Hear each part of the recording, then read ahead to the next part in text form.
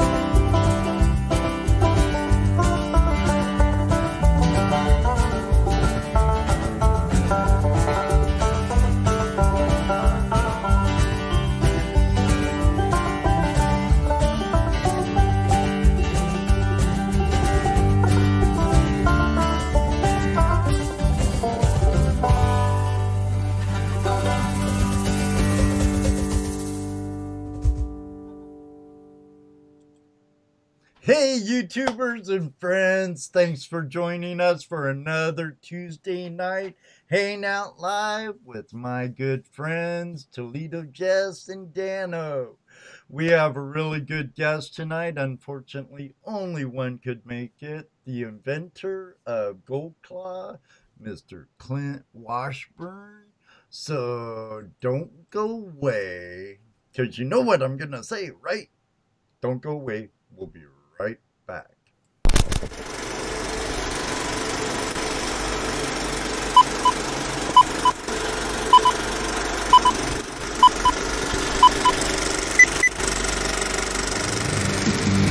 Hello, everybody, and welcome to another episode of Tuesday Night Hangout Live. Tuesday Night Hangout Live. Tuesday Night Hangout Live. Tuesday Night Hangout Live. With your hosts, Ed Wyman, Toledo Jess, and Dano. Tuesday Night Hangout Live is a flashy on-demand production.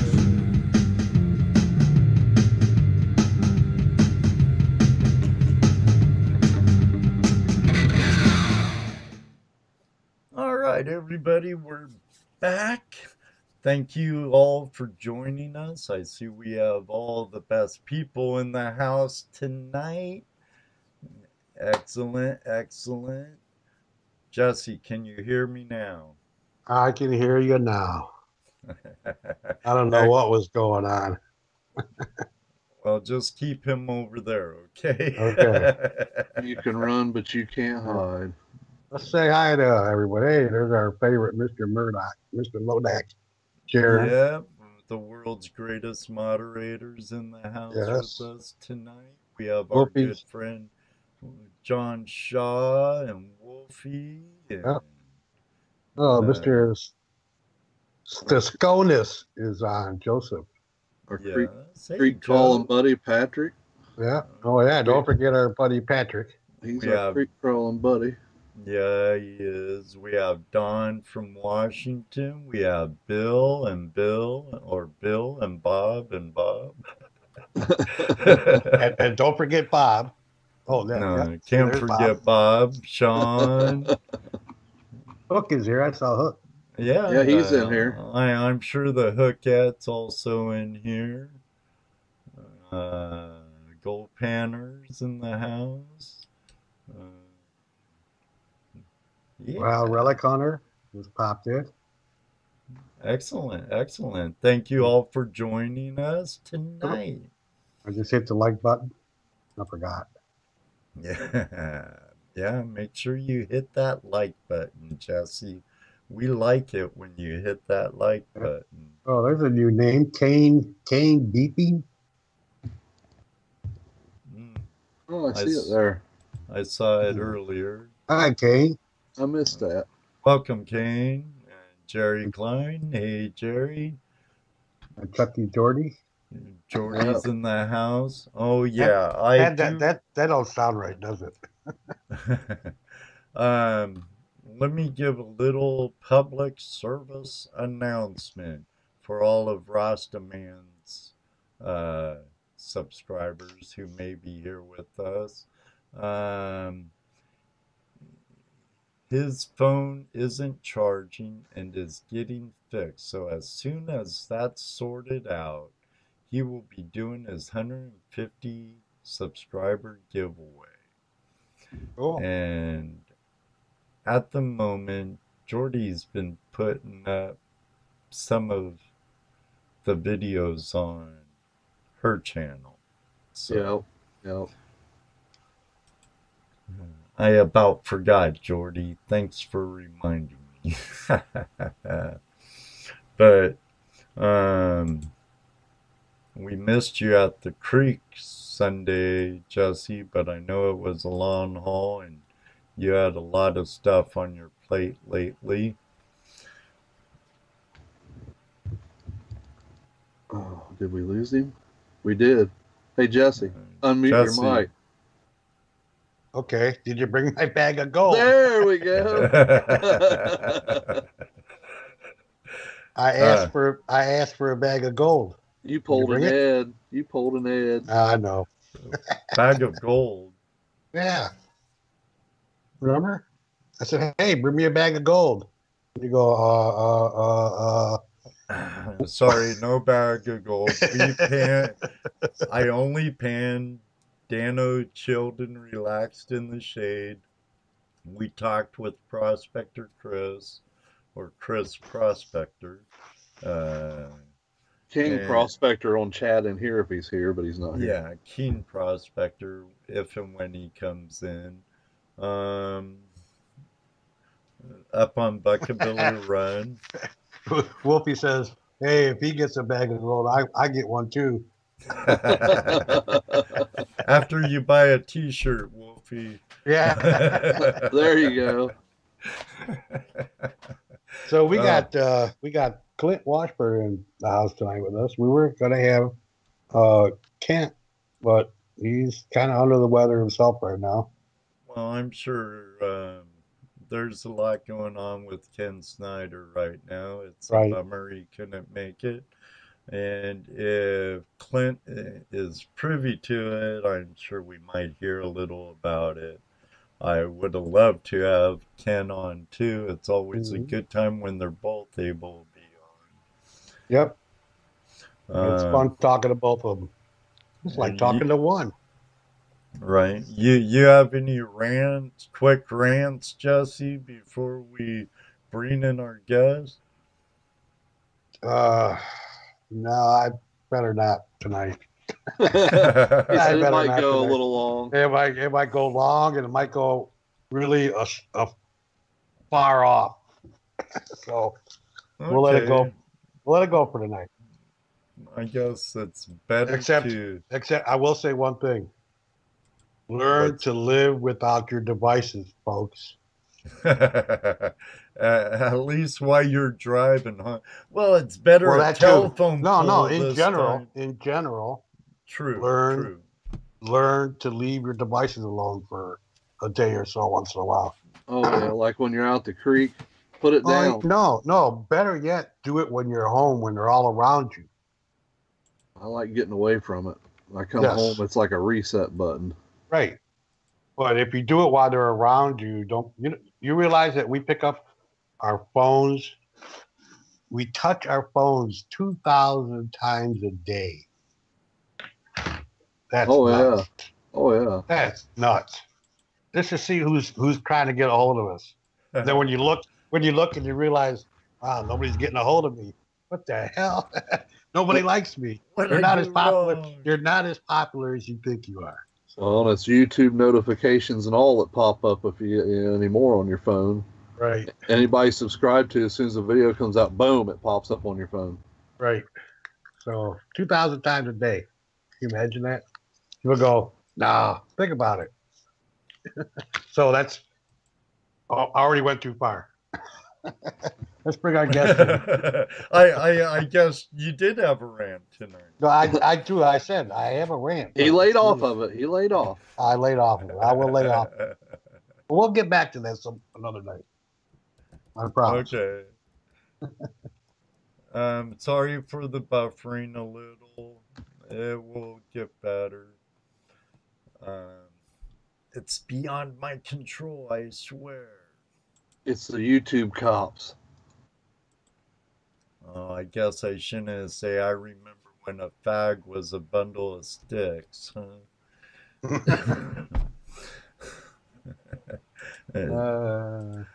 The thought police are after me. Oh, geez. This reminds me of a song. Well, with no further, everyone done? I am. Yeah. Well, why don't we bring in our guest? Let's bring in our guest. Hi. Hey. Hey, Clint. how you doing, Clint? Good. You're talking about putting down your devices. Man, I would go insane if I didn't put it down a little bit. There's so much going on. But think of how scary that is. You know, your whole life revolves around your device nowadays. I mean, and I understand, especially if you're in business or something like that, I understand that. But people that aren't really using their phone for business all the time, on an average, they say people look at their phone or touch their phone at least 2,000 times a day. That's scary. What's going to happen? What's going to happen when we lose power? I think you can blame half of that on Facebook. Yeah. Oh, yeah. It is like Facebook, black Twitter. hole. It pulls Twitter, you in. Instagram, YouTube, all of those. I mean, you know, and it's you know, we have a hard time with self-control anyways as human beings. So. Well, it's gotten worse and worse with every generation, it seems like, too. I thought we were bad when I was young. But Well, it used to be you would write an email. Actually, it used to be snail mail. Right. And you'd wait weeks for an answer, then email, and you would have to wait, oh my gosh, a day or two.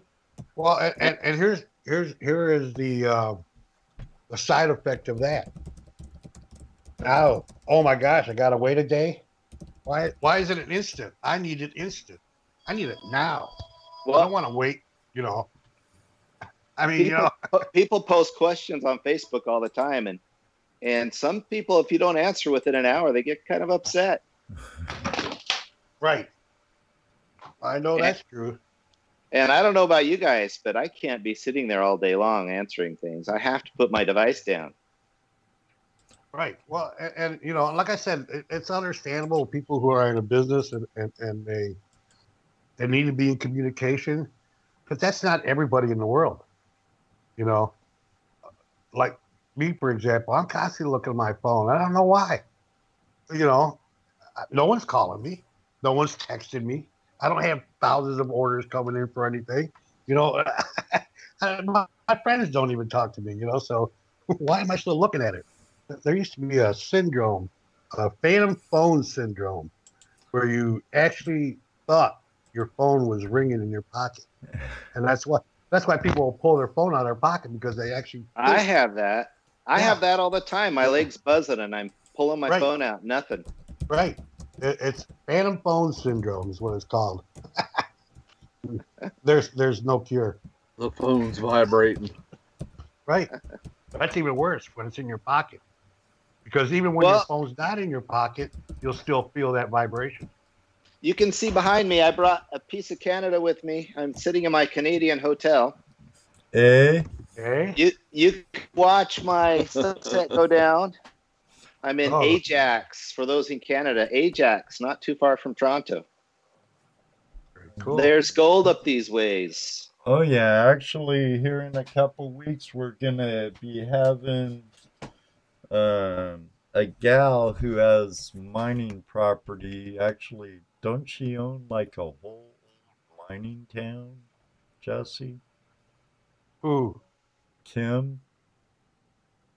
El Dorado? No, it's not a town. It's a mine. It's her mine. It's her property. I don't know if there's really a town. No, the town is outside of where her mine is. But El Dorado is right up there. There's a lot of good gold up in Canada, especially right up here in the Toronto area. Just about 5-10 minutes out that window is Lake Ontario. And there's a guy here that that's all he does is he's on a barge and he dredges Lake Ontario. That's how he makes his living. You were talking about that last week. That's cool. We should dredge Lake Erie. Okay. No kidding. It's shallower, I believe, than Lake Ontario, too.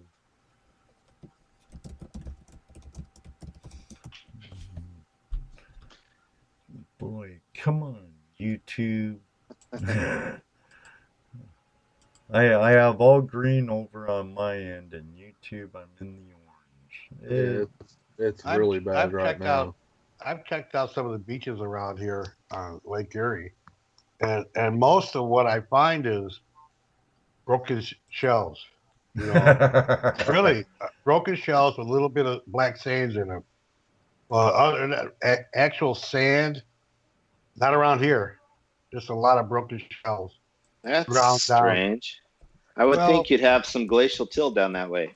Well, we do definitely, but our beaches are made up of broken up shell, especially around the Toledo area, because we're in that corner, and you get a northeast wind, it blows everything into that corner, you know. So you walk on our beaches, and it's basically broken up seashell, or not seashell, but shells. That's probably nice to walk on, at least. Nice and clean. No, it's Toledo. No, Toledo. It's Toledo. So you were using your gold claw. You were panning up in Nome. Is that? I saw your image online. You had a nice. Wasn't that you? No. You were in Nome. Not me. Jesse. Not me. What the heck? No, that image that I posted on that one thread, that's Juneau beach sands. Oh, okay. That was sent that to me at Gold Rush days? Right. I gotcha. Man, I thought you had made the voyage and panned that out on the beach. I wish. No, that was that was a box of beach sands that Razor sent us to play with. And what? We used it for demoing your pans at last year's Gold Rush days. Yep. Well, people who doubt it can catch fine gold. That's actually a really good example of how fine that gold catches. Yeah. I have a little video with that pan, and the gold is floating. Right? It looks like just a lot of soap on the top, but it's all gold.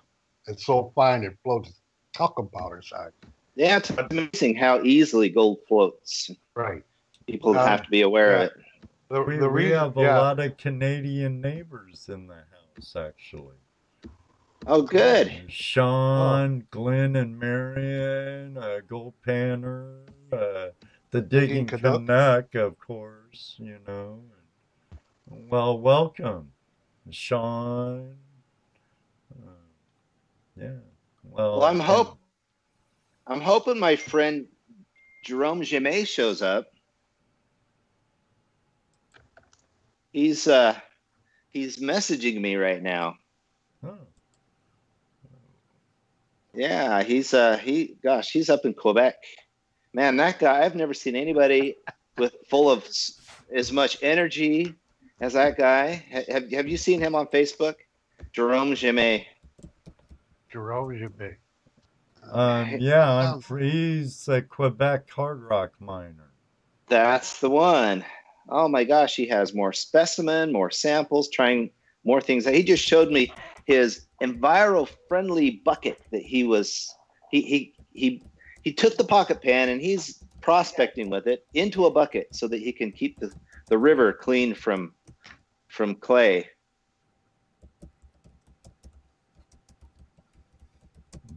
Environmentally free bucket. Yeah. Right. Yeah, I hope he shows up tonight. So he doesn't have clay silt blooms going downstream? Yeah, I don't think I'm quite that sensitive to it, but man, he has figured it out so that he doesn't send anything down that stream. Wow. Now, I don't know if I dare say this or not, but in his video, you can see his partner there turning around and panning right in the river. So they need to get together on their method. Yeah, makes me laugh. I talked to Jerome a bit. I never see him during the show, though. He needs to come join us. Yeah, maybe I can entice him over. Yeah, I would love for him to call in. Wouldn't that be fun? Hear a little bit from him. That is the most adventurous guy. You should have him on your show. I thought about inviting him on.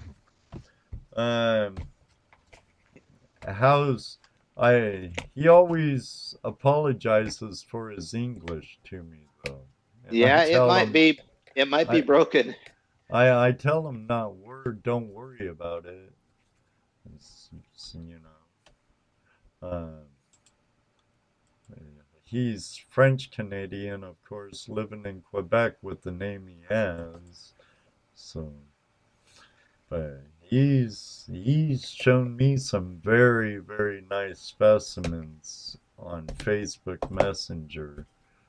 It's amazing what he comes up with. He traded a copper nugget, and that copper nugget, he sent it to me, and I just randomly said, "Here, I'll trade you this nugget." And I looked big, and so I'm thinking, "Ooh, I'll take it."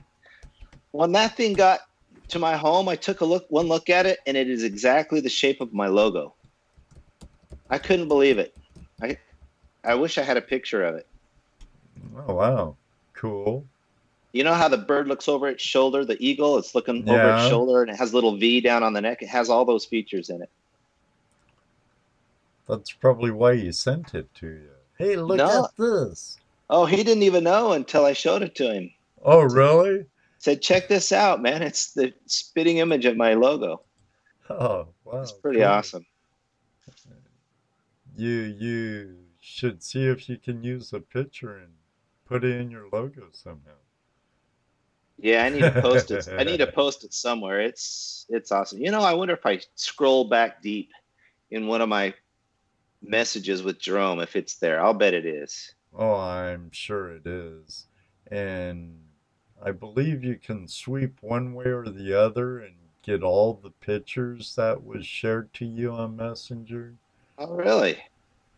That's what I Yeah. need. That's what I need to do. It'll be there. You could display that on your Gold Claw Facebook page. Yeah, I need to do that. Well, I brought a few interesting topics today. Where do you guys want to begin? It's your show tonight, Klint.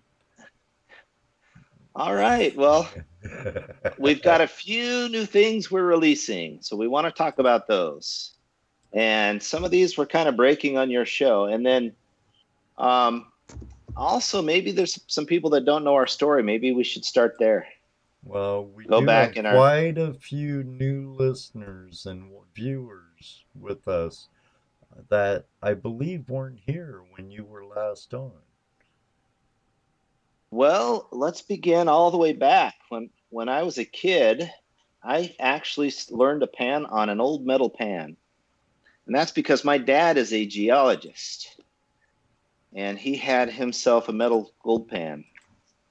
And somewhere near the end of his career, he switched over from oil and gas exploration and went into precious minerals, mainly gold exploration, gold, silver, copper, platinum, all those more interesting heavy metals. And that's kind of where I got my start, was clear back as a kid. And then I watched my dad doing all these partnerships in gold mines and going out there on the mine and learning what it was all about. But so that's where my gold background started. But my making things work background started back when I was a kid too. I remember my very first thing I decided to make better was my sister's cricket doll. I don't know if you guys remember those, but you push the belly button and the hair comes out and they talk and stuff like that. Well, I made hers totally not work. I pulled that thing apart and I discovered there's this coiled spring. And once you open it up, that spring goes everywhere and never back into the doll. But that was one of my first curiosity, take things apart. But from there, I just got a little bit crazy. My mom wondered why I never went to jail as a kid. I would take apart. So my dad brought this brand new console TV home. Remember back in the day, they were wood and about 200 pounds. He brought one of those home. And the day we brought it in the house, I had that thing torn apart. And he let me do it. I mean, that's what my parents were like. They trusted me. But I took the speakers apart and reversed them and turned them into microphones. And I was curious about the phone. So I took that apart and figured out how to reverse that and turn that into a spy phone. And at one point, I had every room in my house bugged, including my parents' bedroom. And one day, my mom comes down and hits play on the recorder and hears her voice. And she's like, "You could go to jail for that." And I'm like, I can. So I took that experiment down, but it was pretty cool. Remote access to any room in the house. And then I started getting into wind power generation, and I had a little windmill outside my room and it would power motors inside my room. But one of my favorite creations was I figured out how to harness the power of high voltage. And so I hooked a 25,000 volt capacitor / inductor up to my door. And whenever my brothers I could hear them jiggling the door, I would hit it with a jolt. And they stopped coming in my room for a little while till I got in trouble anyway. But I took that same thing. I took that thing and I ended up wiring it to my brother's bicycle. And so the first time I wired it, I wired a little horn and they were having fun pushing the little horn and beeping as they drove around. But then I took that same switch and rewired it to the high voltage and hooked it up to the pedal. And we were farmers, so we were always barefoot. And so he's just riding along fast, and I'm like, honk the horn. And he did, and then just end over end, he just wiped out. I kind of felt bad about that, actually. But it worked. But, you know, I just couldn't help but tinker. And my dad would send me out to work and he'd say, go weed that garden. And I'd look at them tall weeds and I'm like, there's got to be an easier way. And it would take me 2 to 3 hours just to start the job because I was finding tools I could make and ways to get the job done easier. And they just rolled their eyes because they're like, it takes you 10 times longer. And I'm like, yeah, but by the time I do it, it's so much easier. And, you know, those kind of things kind of rolled over. When I got to college, I ended up going into engineering because I always wanted to be an inventor. And that's when my dad was in the middle of one of his big mines, and they were talking about the problems of the equipment. And I'm just, you know, having him describe it. And he's describing a sluice. And he's got some different types of sluices, one called a jig riffle, and they've got some centrifugal force equipment that they were using as well. But I'm listening to the way they're working. I'm like, Dad, why are you using suspension forces? In other words, the water, when it rushes through the lighter material, it picks it up and it becomes suspended. And that's how it moves it away. And the gold's heavier, so it tends to stay. And so gravity's at play, but also the suspension forces. And I'm like, yeah, that's 2 sets of forces. Anytime you combine forces, you have higher complexities, and that means you're going to have a hard time balancing it. And as we all know, you got to be careful. You got to balance your sluice just right. If your water's too slow, everything packs up. If it's too fast, you're going to be blowing out your gold. And conditions can change in a heartbeat, and you start losing gold. And I'm just like, Dad, why not just use gravity? That's what this thing really should work. And in that moment, when I was in college, is when I actually conceived the displacement technology. And to me, it was just common sense. It's like, obviously, somebody's already doing that. I mean, come on, the gold pan's hundreds of years old, or if not thousands. And sluices have been around forever. I mean, that's what my dad said. I think I told you on the last show that I'm like, why are you doing that? And his answer was, he goes, you got to understand, we've been using this technology since the time of the Egyptians. And so I got out of school, and of course I went and found a way to make money first. But in the process, because I had access to a machine shop, that's when I actually built my first prototype. And it worked. It worked great. But, you know, I still